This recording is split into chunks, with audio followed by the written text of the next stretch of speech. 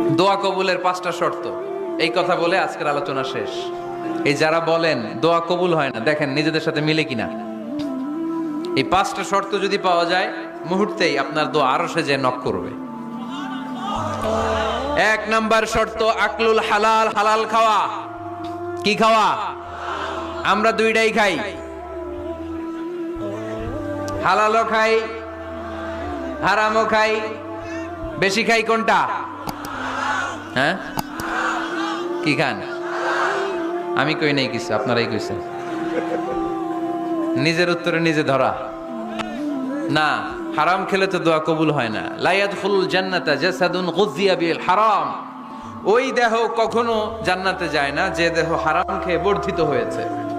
কেন দোয়া কবুল হয় না? মিলিয়ে নেন নিজের জীবনের সাথে, জাস্ট একটু মিলিয়ে নেন।